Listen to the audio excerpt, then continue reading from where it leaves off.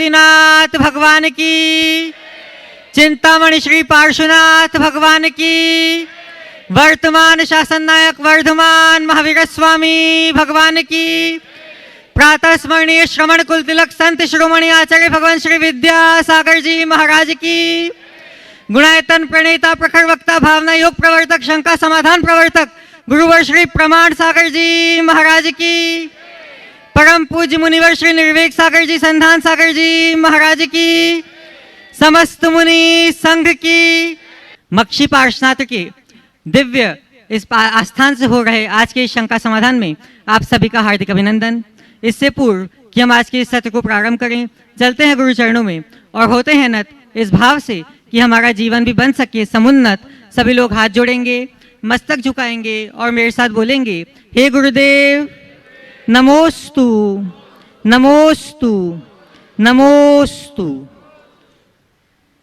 क्या था क्या हूं क्या बनूं, रे मन अब तो सोच, वरना मरना वरण कर, बार बार अफसोस। बंधुओं, परम पूज्य आचार्य भगवान श्री विद्यासागर जी महाराज के इसी आध्यात्मिक संदेश को जन जन तक फैलाने के लिए परम पूज्य गुरुदेव निरंतर मालवा की इस भूमि में विहार करते हुए अपने उपदेशामृत से इसको सिंचित कर रहे हैं और पवित्र कर रहे हैं। और वहीं दूसरी ओर सिद्ध क्षेत्र समय शिखर जी में गुणायतन के निर्माण के माध्यम से गुणायतन की रचना के माध्यम से यह आध्यात्मिक ज्योति युगों युगों तक प्रकाशित हो सके, इसका उपक्रम चल रहा है। और हमें प्रसन्नता है कि आप लोग हमारे आह्वान पर निरंतर वहां संबद्ध हो रहे हैं।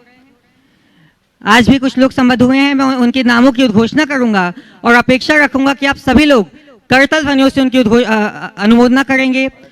ट्रस्टी के रूप में गुणायतन से संबद्ध होने का सौभाग्य प्राप्त कर रहे हैं श्री आश्विन कासलीवाल, रुचि कासलीवाल, हर्षल कासलीवाल जी उज्जैन से। सभी लोग जोरदार करतल ध्वनियों से उनकी अनुमोदना करें। अब हम सीधा चलते हैं शंका समाधान के इस सत्र में और निवेदन करते हैं परम पूज्य मुनिवर श्री संधान सागर जी महाराज के चरणों में कि हे महाराज श्री आपके माध्यम से यह सत्र गति प्राप्त करे। नमोस्तु नमोस्तु नमोस्तु। मक्षी पार्श्वनाथ की इस पावन धरा पर शंका समाधान गुरु के चरणों में अपन प्रारंभ करते हैं और प्रथम प्रश्न के लिए मैं आमंत्रित कर रहा हूं विजय जी जैन, अध्यक्ष दिगंबर जैन समाज सारंगपुर। विजय जी अपना प्रश्न करें सारंगपुर और उसके बाद में तैयार रहेंगे उज्जवल जी जैन, काजू भैया अपनी पूरी टीम के साथ में जो बिहार टीम है। पूज्य गुरुदेव के चरणों में समस्त सकल दिगंबर जैन समाज सारंगपुर की ओर से त्रैवो नमस्तु नमस्तु नमस्तु नमस्तु। गुरुदेव, प्राचीन जिन मंदिरों में जहाँ पर 150, 200, 250, 500 साल पुराने जिन मंदिर जहाँ पर थे, वहाँ की समाज बहुत समृद्ध थी, धार्मिक वातावरण था, सभी लोग सुखी, शांत और समृद्ध थे। उन्हीं जगहों पर आज के समय में जैसे कालांतर हुआ और आज वहाँ पर समाज में विघटन है, द्वेष है और उतनी समृद्धि नहीं है, जबकि जिन मंदिर भी वही है, लोग भी वही है। तो ऐसा क्यों महाराज जी, मेरा ये शंका गुरुदेव। देखिए, ये समय काल का परिवर्तन है। धीरे धीरे धीरे धीरे समय काल बदलता है, व्यवस्थाएं बदलती, चीज़ें बदल जाती है। जैसे आज पूरे देश में एक बड़ा परिवर्तन हुआ, पुराने शहर से नए शहर की ओर जाने का। पुराना शहर जो रहता था वो पुराने हिसाब से बना हुआ, तंग गलियाँ, मकान।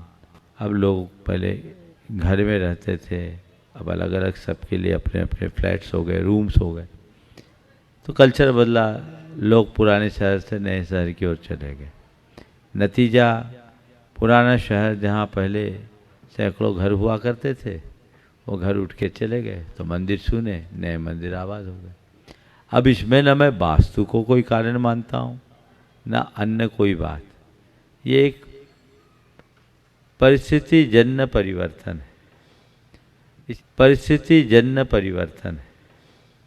इसी तरह किसी शहर से अगर बाईपास निकल गया, रोड आ गया, लोग सीधे अपने व्यापार कारोबार आदि के लिए बस्ती से बाहर निकल के रोड पे आ जाते।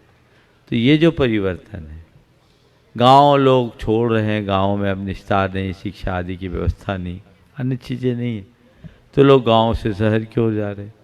तो ये एक परिवर्तन है, इसे हमें स्वीकार करना चाहिए। इसे कोई दोष मानना मेरे समझ में नहीं आता। भले आप किसी वास्तु वालों से पूछोगे तो वो दोष ही बताएगा, लेकिन ये सब दोष है नहीं, ये परिस्थिति जन्य परिवर्तन है। दोष अलग कारण होते हैं, दोष के पीछे और भी बहुत सारी चीज़ें जुड़ती है। लेकिन यदि इस तरह से धीरे धीरे समाज कम होती, जैसे उज्जैन को ही देख लीजिए, कभी नयापुरा और नमक मंडी जैनियों का गढ़ हुआ करता था, अब सब फ्रीगंज में आ गए, धीरे धीरे फ्रीगंज भी खाली हो रहा है, तो ये कॉमर्शियल हो गया, तो लोग दूसरे कॉलोनियों की ओर बढ़। वो इंदौर शहर, सराफा, कांच मंदिर का इलाका, शीतला माता बाजार जैनियों का गढ़ हुआ करता था, अब सारे लोग वहाँ से उठकर नए इंदौर की ओर बस गए। तो ये परिवर्तन स्वाभाविक है, समय समय पर होता रहता है, उसको उसी अनुरूप देखना चाहिए। नमस्ते गुरुदेव, नमस्ते गुरुदेव। हाँ, उज्जवल जी जैन, काजू भैया पूरी बिहार टीम के साथ में ओम पीछे दे दीजिए, माइक पीछे दे, और उसके बाद में तैयार रहेंगे शरद जी जैन, अध्यक्ष दिगंबर जैन समाज नाटदा, पूरी टीम के साथ में। आराध्य पूज्य मुनि श्री के चरणों में हम सभी का बारंबार नमोस्तु, छुल्लक श्री के चरणों में बारंबार इक्षामी। महाराज श्री, मेरा प्रश्न है कि पंचम काल में दुनिया का इतना अजीब दास्ता क्यों है कि जिंदा व्यक्ति पानी में डूब जाता है और मुर्दा तैर के दिखाता है, और जिंदा को आगे बढ़ाने से ज्यादा मुर्दे को उठाने में लोगों की होड़ लगी रहती है। बहुत सुंदर। जिंदा आदमी डूब जाता है, मुर्दा तैर के दिखाता है, और आपने कहा जिंदा आदमी से ज़्यादा मुर्दा आदमी के प्रति उठाने में लोगों का उत्साह होता है।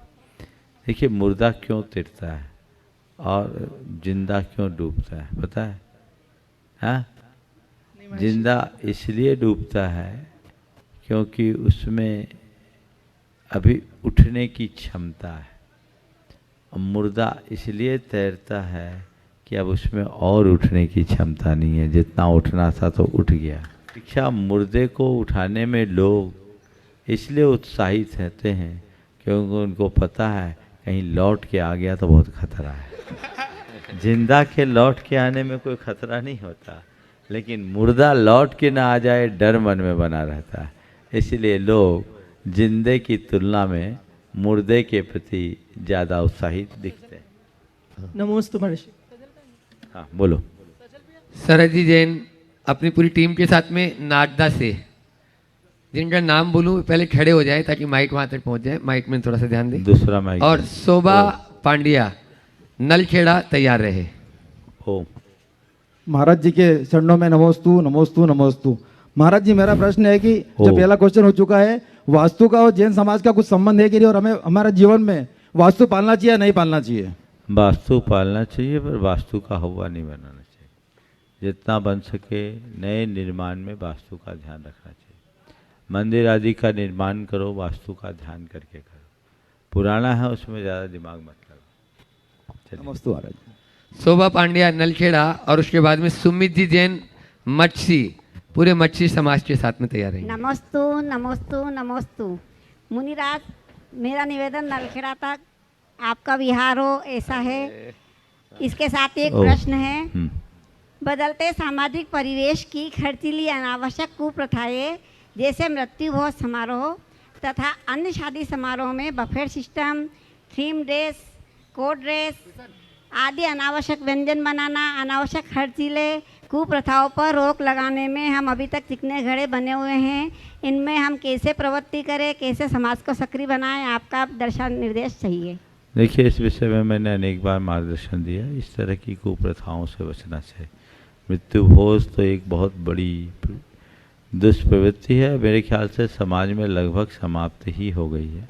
यहाँ चलता है क्या मृत्यु भोज का कार्यक्रम?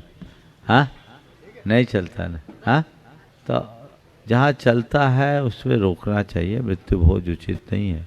अन्य भी जितनी भी कुप्रथाएं हैं, जागरूक समाज के लक्षण नहीं है। हमें जो भी अच्छी बातें उसे अपनाना चाहिए और बुरी बातों से परहेज करना चाहिए। नमस्ते महाराज। नमस्ते महाराज। सुमित जी जैन, मच्छी, दिगंबर जैन समाज मच्छी के श्रावकों के साथ में, और क्या नरेंद्र जी जैन, सहारनपुर।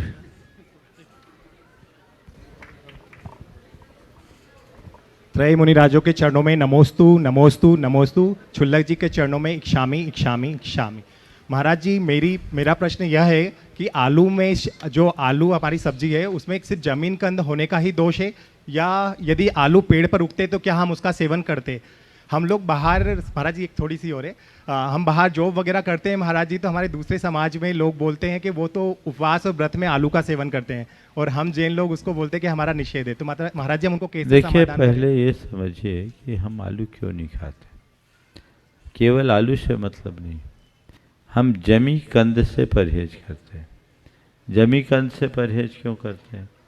क्योंकि जमी कंद में अनंत कायिकपना होता है, अर्थात उनके आश्रित अनंत अनंत जीव होते हैं।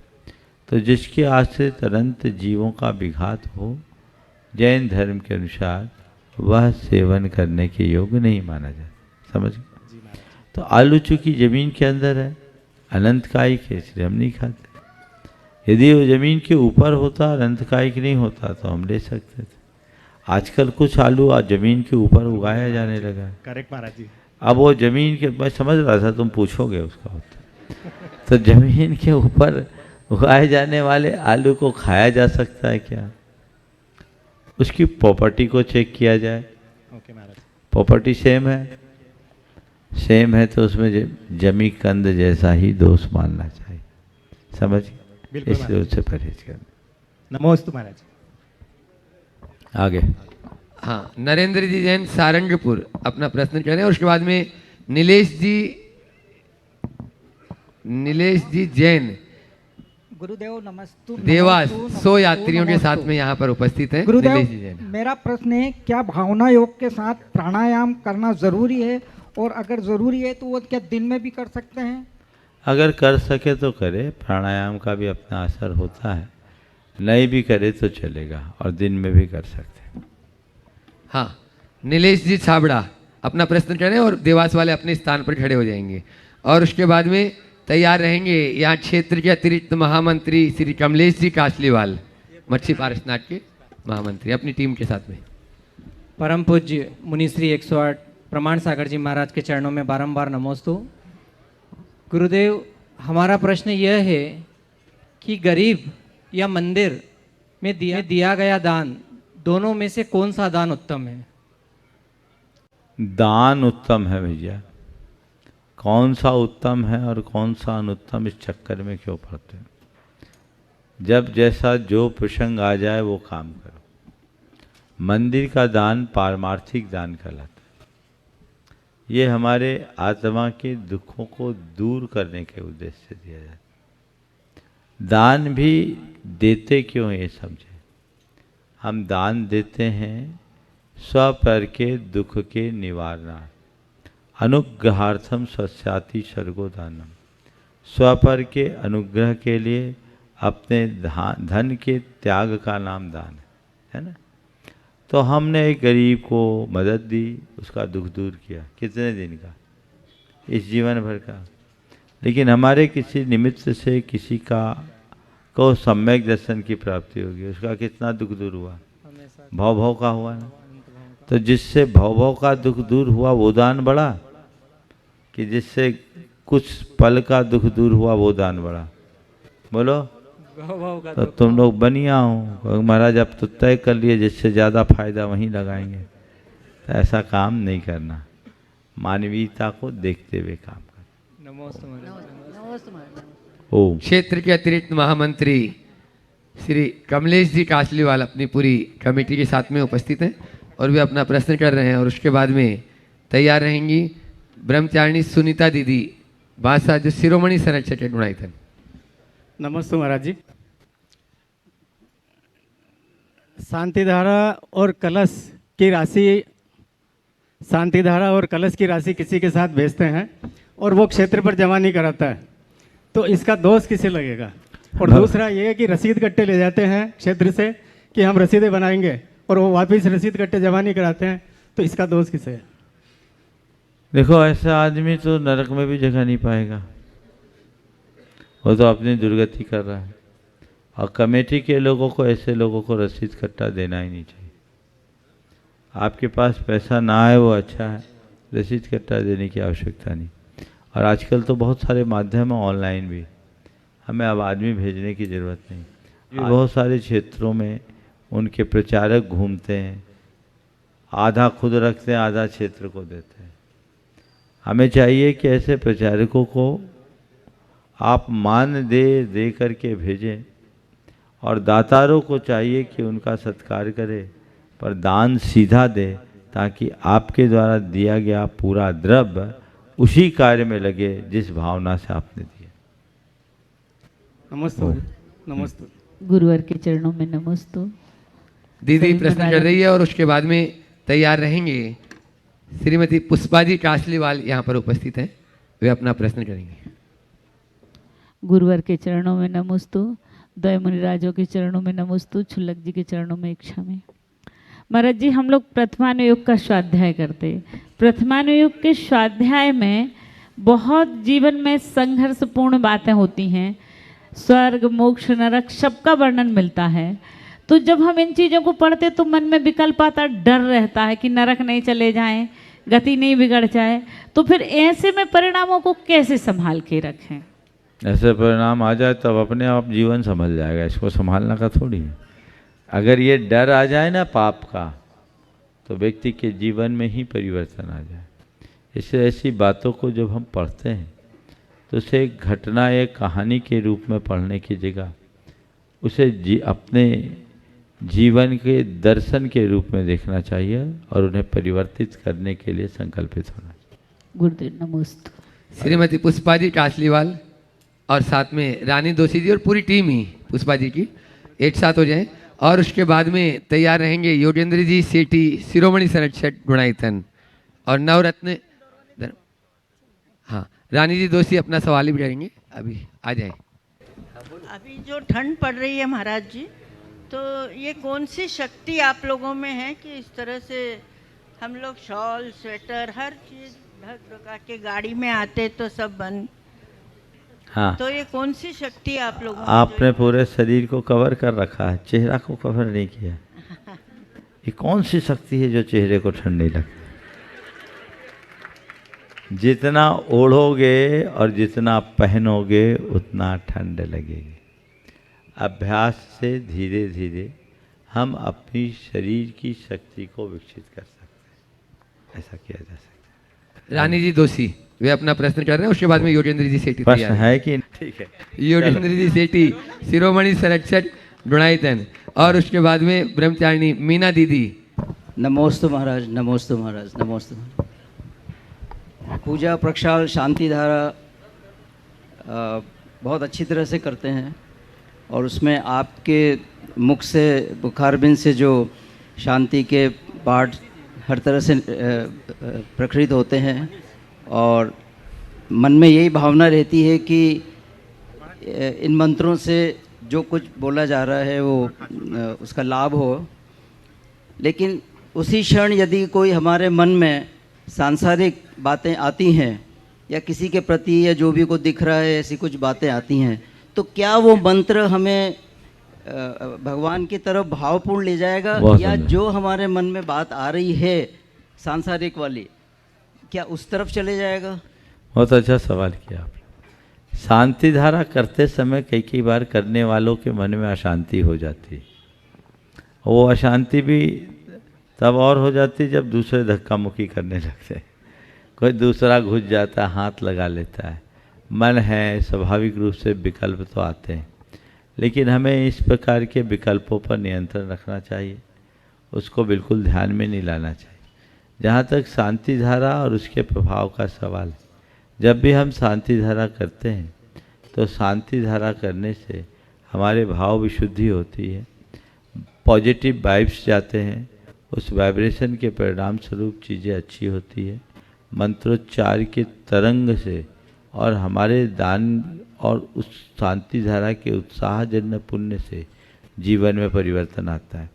लेकिन यदि उस समय कोई अशुभ भाव और विकल्प आ गए तो वो हमारे पुण्य में बट्टा लगा देता है, इसलिए उससे बचना चाहिए। नमस्ते नमस्ते दीदी। हाँ, ब्रह्मचारिणी मीना दीदी, साधना दीदी, और उसके बाद में अपने बीच में एडवोकेट जितेंद्र जी जैन खाचरोज से यहाँ पर उपस्थित है, वे तैयार हैं। नमस्ते महाराज जी, नमस्ते महाराज जी, नमस्ते महाराज जी। अधिकांश लोग ये कहते हैं कि जैसे जैसे एज बढ़ती है वैसे वैसे मेमोरी वीक होती चली जाती है। जैसे सुबह क्या खाया था शाम को भी याद नहीं रहता। तो आखिर कारण क्या है? कहते हैं ज्ञान आत्मा के साथ जाता है, फिर यहीं पे दिखाई दे रहा कि वो तो साथ ही नहीं जा रहा, यहीं मेमोरी वीक हो रही है। देखो, कंप्यूटर जो चलाते हैं उनसे पूछो, जब हार्ड डिस्क भर जाती है ना तो धीरे अब नई चीज़ लेती नहीं है। तो ये एक चीज़ महसूस करना, ऐसे लोगों को पुरानी सब बातें याद रहती, नई याद नहीं आती। तो नई चीज़ें याद करने के लिए कुछ चीज़ें डिलीट करना ज़रूरी है। इधर उधर की बातें भर लोगे तो काम नहीं होगा। एज फैक्टर है, बिल्कुल। मैं खुद में भी महसूस करता हूँ कि नई चीज़ें अब पुरानी बातों की तरह उतनी याद नहीं रहती, और मैं इसलिए इसी बात को सावधानी रखते हुए याद भी नहीं रखता।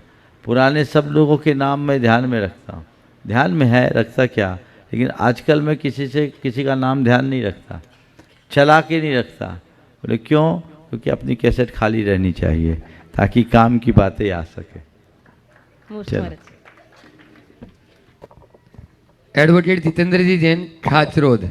और उसके बाद में जहाँ ये संकट समाधान अभी चल रहा है, ऐसे मच्छी पारसनाथ के अध्यक्ष श्रीमान अमित जी कासलीवाल, अध्यक्ष पुष्पा जी है, अध्यक्ष पुष्पा जी कासलीवाल है, हाँ, सुना। परिवार से अमित जी कासलीवाल, और वे एक पुस्तक भी गुरु के कर कमलों में देंगे, भूवलय के जो पुस्तक निकली है। नमस्ते महाराज जी।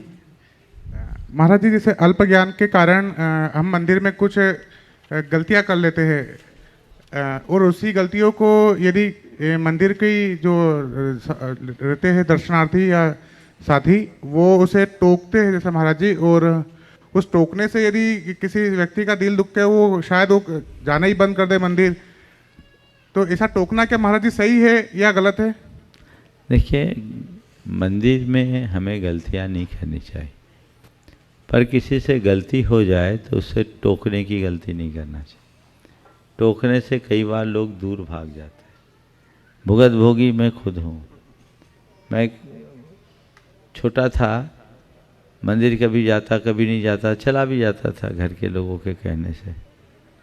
अब एक दिन मंदिर गया तो जैसे बड़े लोग खड़े खड़े हाथ जोड़ते हैं, सो हमने खड़े खड़े हाथ जोड़ लिया, ढोक नहीं दिया बैठ के। तो वहाँ एक ब्रह्मचारिणी जी थी, बाई जी कहलाती थी। वो बाई जी बुजुर्ग थी, उनने जोर से बोला, ए छोरा ढोक दे ढोक। मैं फुर्र हो गया। बहुत छोटा था उस समय, 12 साल का होऊंगा, और मैं एकदम दौड़ के भाग गया। और दूसरे दिन से मैं मंदिर ही नहीं गया। लोग मुझसे कहे मंदिर जा, बोले मैं मंदिर नहीं जाता, बाई जी डांटती है। तो मुझे आपके सवाल सुन के वो बाई जी का चेहरा दिखने लगा। तो इसलिए मैं सभी से कहता हूँ, किसी भी नए व्यक्ति से यदि कोई गलती हो जाए, भगवान नाराज होने वाले नहीं हैं। आखिरी में तो बोल ही देते हो, बिन जाने वा जानते रही टूट जो कोई। तो फिर महाराज गलतियाँ चलने देनी, गलतियाँ चलने नहीं दीजिए, गलतियों को सुधारिए, पर सही तरीके से। उसका तरीका क्या है? उस समय उस मूवमेंट में उसको कुछ ना बोले, बाद में एकांत में बुला करके उससे कहे कि भैया आप मंदिर आते हो बहुत अच्छा लगता है, आप अभिषेक करते हो बहुत अच्छा लगता है, आप जैसे युवाओं को देख करके तो मेरे मन में आनंद भर जाता है, बहुत अच्छा करते हो आप। बस मैं सोचता हूँ कि अगर आप चाहो तो कुछ चीज़ें मैं बता दूँ तो आपको इसका 100% परिणाम मिलेगा, आपकी कोई गलतियाँ नहीं बचेगी। अगर आप चाहो तो मेरे से रोज़ 10 मिनट ले सकते हो। बोलो, ऐसा कोई बोलेगा तो कैसा लगेगा? बराबर महाराज जी। तो बस अब ऐसा ही बराबर करवाया करो। धन्यवाद महाराज जी। हाँ। और महाराज जी, अब मैं बुला रहा हूँ अमित जी कासलीवाल, इंदौर, जो अंकलिपि रहस्यम भूवलय पर एक पुस्तक निकली, इंजीनियर अनिल कुमार जी जैन साहब की, पूज्य श्री जी के कर कमलों में दे रहे हैं, और उस अपना प्रश्न भी रख रहे हैं। और उसके बाद में तैयार रहेंगे अपने बीच में आज देवास के तहसीलदार जी, यहाँ पर मनीष जी जैन साहब यहाँ पर उपस्थित हैं, वे प्रश्न करेंगे। नमस्ते गुरुदेव। दिगंबर जैन उदासीन आश्रम ट्रस्ट इंदौर के अंतर्गत कुनकुन ज्ञानपीठ, जो सतत भूवलय ग्रंथ के ऊपर शोध कार्य कर रहा है, आज एक नई पुस्तक का विमोचन मैं आपके करकमलों के द्वारा करवाना चाहता हूं। मैं आपको पुस्तक भी भेंट करना चाह रहा हूं। थोड़ी जानकारी, चूँकि आपके पास अपूर्व और अभूतपूर्व ज्ञान है, इस ग्रंथ के बारे में भी हम सबको आप मार्गदर्शन दीजिए।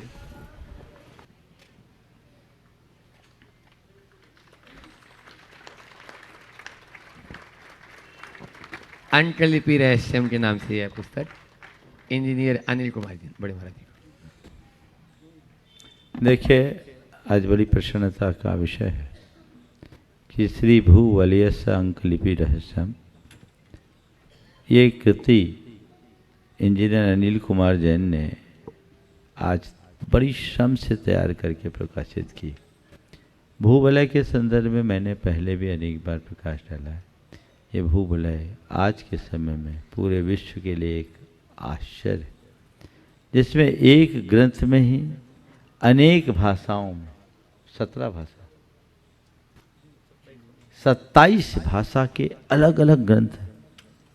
जिधर से देखो उधर से अर्थ, और बड़े सारगर भीतर। जैनाचार्य की एक कृति महाकृति है, वर्षों हो गया लोग इसे समझ भी नहीं पाए, लेकिन अब धीरे धीरे इसे डिकोड किया जा रहा है। और अब जिस दिन ये पूरी तरह से प्रकाशित होगा, वो अपने आप में पूरे विश्व के लिए एक बहुत बड़ा आश्चर्य होगा। कुंद कुंद ज्ञानपीठ भी इस महायज्ञ को संपन्न करने का बीड़ा उठाया है। मेरा इस बात से मुझे बहुत प्रसन्नता है, और मैं पूरे उदासीन आश्रम ट्रस्ट और कुंद कुंद ज्ञानपीठ को इस बात के लिए आशीर्वाद देता हूँ कि इस कार्य को ऐसे ही आगे बढ़ाते रहें। बहुत बहुत आशीर्वाद। एक रखूँ। मनीष जी जैन साहब तहसीलदार देवास, और उसके बाद में तैयार रहेंगे गुरुवर पंडित संजय कुमार जी जैन देवास। 2 प्रश्न, एक ही प्रश्न करेंगे, समय कम है। गुरुवार के चरणों में नमोस्तु नमोस्तु नमोस्तु। गुरुदेव, मेरा प्रश्न यह है कि जो उच्चारण नमोकार मंत्र का हम करते हैं, उसका उच्चारण किस प्रकार से किया जाए जिससे ध्वनि ऊर्जा वैश्विक कल्याण के काम में आए, और 9 बार नमोकार मंत्र और 108 बार नमोकार मंत्र, ये संख्या का वैज्ञानिक दृष्टिकोण भी महाराज बताएं। देखिए, नमोकार मंत्र आर्या गीति छंद में निबद्ध है। आर्या गीति छंद को आर्या गीति छंद के अनुसार ही करना चाहिए। 4 चरण है जो 12-18 मात्रा के। हम 12-18 मात्रा के उतार चढ़ाव के साथ बिना किसी प्रकार के यति भंग किए अगर नमोकार मंत्र को ठीक तरीके से उच्चारित करते हैं, तो उसका ध्वनि वैज्ञानिक प्रभाव हम पर व्यापक रूप से पड़ता है। उसको उसी रीति से करने का प्रयत्न करना चाहिए। जैसे मैं बोलता हूँ, आप उस तरीके से नमोकार मंत्र बोले, बहुत अच्छे परिणाम आए। हाँ, नमोस्तु गुरुवर, आपके श्री चरणों में पंडित जी साहब प्रश्न कर रहे हैं, और उसके बाद में श्वेता वर्धमान सिंह तैयार रहे। नमोस्तु भगवान। मेरा प्रश्न यह है कि शांति धारा पढ़ते समय सभी भूल करते हैं या सही पढ़ते हैं, कि संधि विच्छेद कर करके पढ़ते हैं? जैसे जयोस्तु बोलते हैं तो जयो अस्तु बोलते हैं, तो इसमें शुद्ध उच्चारण क्या करना चाहिए शांति धारा करते समय? देखिए, कोशिश करनी चाहिए संधि करके ही बोले। अगर संधि हुई है, संधि विच्छेद करेंगे तो उससे स्वर अलग हो जाता है, उच्चारण बदल जाता है। नमोस्तु बोलने में और नमः अस्तु बोलने में फर्क महसूस करते हैं? जी सर। अर्थ में कोई अंतर नहीं, लेकिन दोनों के उच्चारण में क्या अंतर है? तो नमोस्तु पद जब अपने आप में एक पूर्ण पद है, तो उसे तोड़े क्यों? कुछ लोग उच्चारण की सहूलियत को देखते हुए उसे तोड़कर बोलने लगे, ये उचित नहीं है। उसको उसी तरीके से करना चाहिए। नमोस्तु भगवान। श्वेता वर्धमान सिंह वे अपना प्रश्न करें, और उसके बाद में गुणायतन के संरक्षक पुष्पा प्रकाश जी कटारिया तैयार रहे। माइक पहुंचा दे पहले तक, और पुष्पा जी भी तैयार रहे। तीनों मुनिराजों के चरणों में त्रिबार नमोस्तु गुरुदेव, नमोस्तु नमोस्तु नमोस्तु। महाराज श्री, अभी कुछ दिन पहले एक आज बहुत सुविधा है, हमें यूट्यूब पे देखने के मिल जाता है गुरुदेव के प्रवचन वगैरह। उसमें आपका एक बहुत अच्छा संस्मरण सुनाया गुरुदेव ने, और बहुत मुस्कुरा के बोला। गुरुदेव बोले आपका समता सागर महाराज जी के साथ सागर में चौमासा के लिए आपसे आदेश हुआ था, आप गए और रास्ते में गुरुजी बोले मुस्कुरा के, प्रमाण सागर को पैर फिसल गए, गिर गए, आपको फ्रैक्चर हुआ, आप मुश्किल से वहाँ अंकुर नगर तक पहुँच पाए। तो आप गुरु आदेश से सागर नहीं पहुँच पाए, उसका दुख रहा कि आज्ञा का पालन नहीं हुआ, महाराज जी अंकुर नगर में रुकना पड़ा, तो आपके भाव क्या थे उस समय, वो बताइए, और कुछ और बात बता सकते हैं तो। नमोस्तु। ये 1997 की बात है। सागर चातुर्मास के लिए नगर प्रवेश था। चातुर्मास के लिए ही हमें प्रवेश करना था। अचानक चिकनी मिट्टी पे पैर पड़ जाने से फिसल गया, गिर गए और हमारी 2 हड्डियां टूट गई। पास में ही एक फार्म हाउस था, लगभग जहाँ घटना हुई उससे 400 मीटर आगे, वहाँ तक हम जैसे तैसे गए, पैर बहुत सूज गया था। अब सब बातें तो धरी रह गई, संयोग था, दर्द भी, वेदना भी। अब सब लोग चाह रहे किसी भी तरीके से महाराज चले, पर मैंने एक ही बात कह रखी थी कि मैं किसी साधन से सागर नहीं जाऊंगा, जाऊंगा तो अपने पाँवों के बल पे ही जाऊंगा। लोग गुरुदेव के पास गए, आग्रह किया कि महाराज डोली से कैसे भी ले जाए। गुरुदेव ने कहा वो बहुत दृढ़ है, मैंने अपना संदेश भेज दिया था, वो दृढ़ हैं, वो कैसे भी नहीं जाएंगे। और फिर उसी स्थिति में 2 लोगों के कंधे पे अपने हाथ रखकर मैं 5 पाँव से चलकर उस स्थान से लगभग 4.5 किलोमीटर और चला और अंकुर कॉलोनी में चातुर्मास हुआ। गुरु आज्ञा के पालन न करने का जहाँ तक सवाल है, ऐसा मुझे कोई नहीं लगा, क्योंकि हम गुरु आज्ञा में ही थे। नहीं पहुँच पाए, उनने कहा था भेज, हम तो जा तो रहे थे, मुझे उसका दुख नहीं हुआ, पर मुझे इस बात की खुशी हुई कि इस विषम स्थिति में भी मुझे कोई दूसरा मार्ग नहीं अपनाना पड़ा आलम्बन लेने। नमोस्तु गुरुदेव, नमोस्तु। अगला हाँ, कटारिया। पुष्पा प्रकाश जी कटारिया संरक्षक गुणायतन और राहुल जी जैन उज्जैन ट्रस्टी गुणायतन तैयार रहे। पूज्य मुनिवर के चरणों में शत शत बार कोटिशय नमोस्तु, वंदन, अर्पण, नमन। छुलक जी महाराज के चरणों में भी बोलो। महाराज श्री, आज मेरे पूज्य पिताजी श्री शांतिलाल जी बड़जात्या की चतुर्थ पुण्यतिथि है। इस अवसर पर मैं उनको श्रद्धांजलि देते हुए थोड़ा सा आपसे मार्गदर्शन भी चाहती हूँ और उनका हल्का सा परिचय भी देना चाहती हूँ। आप सीधे सवाल करिए। महाराज श्री, जो हमारे बाबूजी के जो पुण्य योग थे, जिससे उनको इतना बहुमान, वो हर एक का इतना बहुमान करते थे, भाषा वर्गना पर उनकी अपूर्व भाषा वर्गना पे उनकी अपूर्व लगाम थी, और 108 उपमाएँ उन्होंने शांति सागर जी महाराज की लिखी, और परम मुनि भक्त तो थे ही, आपको भी मालूम है, और मतलब सब तरह की उनको कलाएं में वो निपुण थे। वो इतने सारे गुण एक व्यक्ति में समाहित होना कैसे संभव हो सकता है? बिल्कुल, गुण जो होते हैं वो मनुष्य के ही लिए होते हैं और मनुष्य में ही समाहित होते हैं। हम संसार के जितने भी प्राणी हैं उनमें हीनादिक रहते हैं, परिपूर्ण तो केवल भगवान होते हैं। निश्चित शांतिलाल जी बड़जात्या ने अपना पूरा जीवन गुरु भक्ति, मुनि भक्ति में समर्पित किया। अब वो चले गए, उनको याद करने से कोई लाभ नहीं है। हम क्या कर रहे हैं हमें ये देखने की जरूरत। ओ बस पीछे। राहुल जी जैन उज्जैन गुणायतन ट्रस्टी और उसके बाद में सजल जैन करेली तैयार रहे। कि अपनी मैनेजमेंट स्किल अपन किस तरीके से डेवलप करें कि हर चीज़ अपन सिस्टमेटिक ऑर्गेनाइजेशन के साथ में मैनेज कर पाए। जिस तरीके से आप इतना, मतलब आपके ऊपर इतनी सारी जिम्मेदारी और इतने सारा धर्म को भी मैनेज करना है और सब चीज़ मैनेज हो पाए, और आप जिस तरीके से मैनेज कर रहे हैं, मुझे भी मार्गदर्शन दीजिए।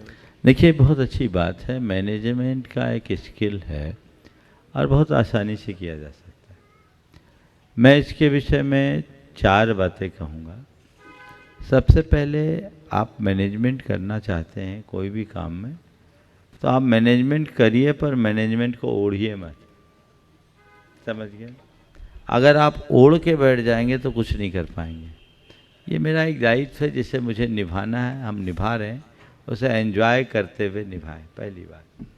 दूसरी बात, जिम्मेदारियां बांटना सीखिए। अगर आप जिम्मेदारी बांटेंगे तो आप निश्चिंत होंगे। अच्छा कार्यकर्ता वो नहीं होता जो 10 का काम करे, अच्छा कार्यकर्ता वो होता है जो 1000 से काम ले। 10 का काम करने वाला तो लेबर बन के रह जाएगा, 1000 का काम करने वाला कलेक्टर बन पाएगा। तो ये कला अपने भीतर होनी चाहिए, हम जिम्मेदारियां बांटना शुरू करें। तीसरी बात, समय समय पर अपनी चीज़ों की समीक्षा करते रहें। समीक्षा करते समय ये देखें कि हम लक्ष्योन्मुखी हैं या नहीं। यदि कहीं से कोई कमी दिख रही है तो उसे हम तुरंत सुधारें। परिणामों पर अपनी नज़र होनी चाहिए, टारगेट ओरिएंटेड प्रोग्राम चलना चाहिए। और चौथी बात, अपने से नीचे के लोगों को हमेशा क्रेडिट देना सीख लें, प्रोत्साहित करना सीख लें। आपका मैनेजमेंट अपने आप स्ट्रॉन्ग बनेगा और आप हर क्षेत्र में सफलीभूत हो सके। सजल जैन को बुलाएं। उससे पहले अपने बीच में डूंगरपुर से जो कर्मणा जन्मना जैन नहीं है, कर्मणा है, वे अपनी बात स्वयं बोल रहे हैं। विनोद भाई डूंगरपुर, प्रश्न गुरु से करें आखिरी, और उसके बाद में गुरुवर के चरणों में 3 बार नमोस्तु नमोस्तु नमोस्तु। शुल्लक जी के चरणों में इच्छामी इच्छामी इच्छामी। गुरुवर मैं जन्मना जैन नहीं हूँ पर कर्मणा जैन बनूँ ऐसा भावना पाता हूँ, मुझे आशीर्वाद दें। और मेरी शंका ये है और प्रश्न ये है कि मुझे कर्मणा जैन होने के लिए पहली सीढ़ी चढ़ने के लिए मुझे क्या करना चाहिए? बहुत अच्छी बात है। आप जन्मना जैन न होने के उपरांत भी जैन धर्म के प्रति इतना प्रगाढ़ लगाव रखते हैं और आप कर्मणा जैन बनना चाहते हैं, तो मैं चाहूँगा सबसे पहले जैन आचार और विचार को समझिए। जैन आचार विचार आपको समझ में आए और जैन उपासना के प्रति आपकी श्रद्धा बन जाए तो उसकी शुरुआत कीजिए। मद्य मांस मधु का त्याग कीजिए, पंच उदंबर फलों का परित्याग कीजिए, पंच परमेष्टि की शरण स्वीकार कीजिए, णमोकार महामंत्र की नियमित जाप कीजिए। समझ गए? हिंसा का तो त्याग हो ही गया मद्य मांस मधु के त्याग से, तो धीरे धीरे चीज़ें बदल सकती है और कर्मणा आप जैन बनेंगे। जैन बनना बहुत छोटी बात है, आगे जिन भी बन सकते हैं, ये भाव रखें। गुरुवर नमस्ते। नमस्ते। सजल जैन करेली अपना प्रश्न करें और उसके बाद में यदि समय रहा तो नहीं। आशा जैन। महाराज जी बोलते हैं साधु सेवा परम उपहार है, बड़ी बड़ी विरासतों और संपदाओं से भी ज़्यादा बढ़ के साधु सेवा को माना गया है। हाँ, तो महाराज जी हम लोग थोड़ा इसका अर्थ वैसे साधु सेवा तो सर्वश्रेष्ठ सेवा, उसमें हम सबको लगना ही चाहिए, इसमें कुछ सोचने की ज़रूरत नहीं है। बंधुओं, आने वाले 6 तारीख को हम सब पूरे विश्व में परम पूज्य गुरुदेव का समाधि दिवस हिंदी माह के अनुसार मनाएंगे, हिंदी तिथि के अनुसार ही मनाएंगे और पूरा देश उसको मना रहा है। तारीख तो 18 है। कई लोगों के सवाल आ रहे हैं कि 18 की जगह 6 को क्यों? हम 18 को ही मनाते तो हमें याद रहता, इसलिए तिथि रखा जा रहा है ताकि इस बहाने आप तिथियों को याद रखें। हम महावीर जयंती तिथि से मनाते हैं, रामनवमी तिथि से मनाते हैं, रक्षाबंधन तिथि से मनाते हैं, तीर्थंकरों के कल्याणक तिथि से मनाते हैं। तो हम अपने वर्तमान धरती के भगवान के कार्यक्रम भी तिथि से ही मनाएं ताकि आप लोग भारतीय संस्कृति को याद रख सकें। यदि हम लोग इसे तिथि की जगह तारीख में परिवर्तित कर दें तो चैत वैशाख जो आप लोग थोड़ा बहुत याद रखते हैं वो भी भूल जाएंगे। तो हम अपने आने वाली पीढ़ियों को अपनी संस्कृति से जोड़ के रखना चाहते हैं, उन्हें अपनी सांस्कृतिक पहचान बनाए हुए देखना चाहते हैं, इसलिए तिथि से ये कार्यक्रम रखा गया है। और 6 तारीख को पूरे देश में, पूरे विश्व में हर जगह परम पूज्य गुरुदेव का समाधि दिवस अपने अपने स्तर पर उल्लासपूर्वक संपन्न करना चाहिए। सभी प्रभात फेरियां, शोभा यात्रा निकाले जिसमें गुरुदेव का जीवन वृत्त हो, उसकी झांकियां हों और गुणानुवाद सभा हो जिसमें जैन अजैन सब लोग सम्मिलित हों, तो एक बहुत अच्छी प्रभावना का कारण बनेगा और परम पूज्य गुरुदेव के व्यक्तित्व और कृतित्व को सर्वत्र फैलाया जा सकेगा। आज यहीं पर विराम ले रहे हैं। बोलिए परम पूज्य आचार्य गुरुवर श्री विद्यासागर जी महाराज की